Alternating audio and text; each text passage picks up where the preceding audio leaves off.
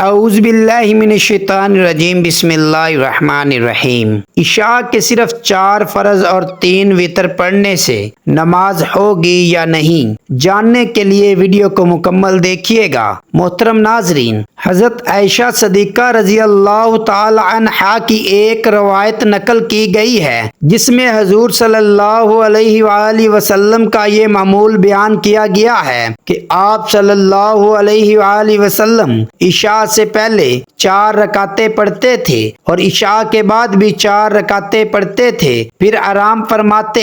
ناظرین، اگر عشاء کی نماز میں سنتے اور نفل نہ پڑھیں، چھوڑ دیں تھکاوٹ کی وجہ سے، تو کیا گناہ گار ہوں گے؟ عشاء کی نماز میں 4 فرض اور 3 وتر پڑھنا یہ کیسا ہے؟ نماز ہوگی یا پھر سنتے اور نفل پڑھنے پڑیں گے؟ دیکھیں، عشاء کی نماز میں ٹوٹل 17 رکعتیں ہیں، یعنی 4 رکعت سنت غیر مؤکدہ فرضوں سے قبل جو پڑھی جاتی ہیں، پھر 4 فرض، پھر 2 رکعت سنت فرضوں کے بعد سنت مؤکدہ، اور پھر 2 نفل، پھر 3 رکعت وتر واجب، اور پھر اس کے بعد 2 رکعت نفل۔ اب اس میں جو سنت غیر مؤکدہ اور جو نوافل ہیں، اس کو پڑھنے کا بہت زیادہ اجر و ثواب ہے۔ جو فرضوں سے قبل 4 رکعت سنت غیر مؤکدہ ہے، ان کے پڑھنے کی بہت زیادہ فضیلتیں ہیں، لیکن اگر کوئی سنت مؤکدہ اور نفل نہیں پڑھتا، چھوڑ دیتا ہے، یعنی کوئی تھکاوٹ ہے یا پھر طبیعت درست نہیں ہے، چھوڑ دینا کوئی گناہ نہیں ہے۔ اگر پڑھیں گے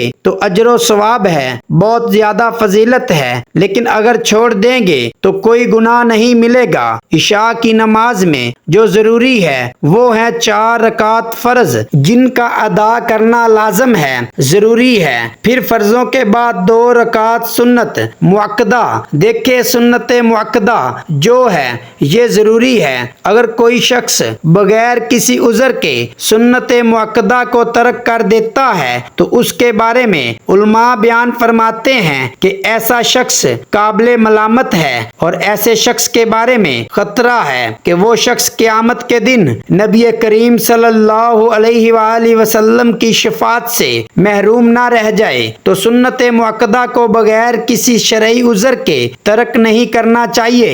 ہاں، اگر کبھی کبھار چھوڑ دیا یہ ایک الگ بات ہے، اس پر اس سے کوئی گناہ نہیں ہے، لیکن ہمیشہ ہی سنت مؤکدہ کو ترک کرنا یہ درست نہیں ہے۔ 4 رکعت فرض، 2 رکعت سنت مؤکدہ فرضوں کے بعد یہ بھی ضروری ہیں، اور اسی طرح پھر 3 رکعت وتر واجب۔ یہ رات کی کسی بھی حصے میں آپ پڑھ سکتے ہیں۔ پوری رات میں یعنی صبح طلوع فجر سے پہلے آپ 3 رکعت وتر واجب آپ پڑھیں گے، یعنی تہجد کے بعد بھی پڑھ سکتے ہیں۔ تو یہ ضروری ہے 4 رکعت فرض، 2 رکعت سنت مؤکدہ فرضوں کے بعد، اور اس کے بعد پھر 3 رکعت وتر واجب۔ یہ رات کے کسی بھی حصے میں آپ پڑھ سکتے ہیں یا اسی وقت آپ پڑھ سکتے ہیں۔ تو یہ ضروری ہے، ان کا ادا کرنا ضروری ہے۔ اب ایسا تو نہیں ہے کہ اگر کوئی شخص جو ہے وہ تھکا ہوا ہے یا اس کی طبیعت درست نہیں ہے،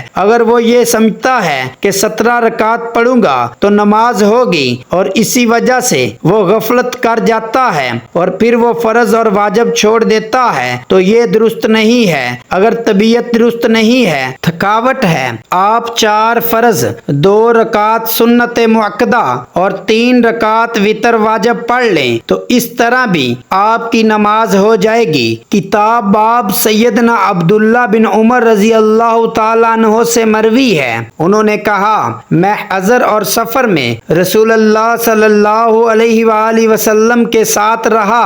آپ حضر میں جب ظہر کی نماز پڑھتے تو 4 رکعت فرض اور ان کے بعد 2 رکعت پڑھتے، اور جب عصر کی نماز پڑھتے تو صرف 4 رکعت فرض ہی پڑھتے اور ان کے بعد کوئی نماز نہ پڑھتے، اور جب مغرب کی نماز پڑھتے تو 3 رکعت فرض پڑھتے اور ان کے بعد 2 رکعت پڑھتے، اور جب عشاء کی نماز ادا کرتے تو 4 رکعت فرض ادا کرتے اور ان کے بعد 2 رکعت پڑھتے تھے۔ اور میں سفر میں آپ کے ساتھ رہا تو آپ جب ظہر کی نماز پڑھتے تو 2 رکعت فرض پڑھتے اور ان کے بعد بھی 2 رکعت پڑھتے تھے، اور جب عصر کی نماز پڑھتے تو صرف 2 رکعت پڑھتے ان کے بعد کوئی نماز نہ پڑھتے، اور جب مغرب کی نماز پڑھتے تو 3 رکعت فرض پڑھتے اور ان کے بعد 2 رکعت پڑھتے تھے، اور کہا یہ نماز مغرب دن کے وتر ہیں جن کے ساتھ دن ختم ہو جاتا ہے اور رات کا آغاز ہوتا ہے، اور جب عشاء کی نماز پڑھتے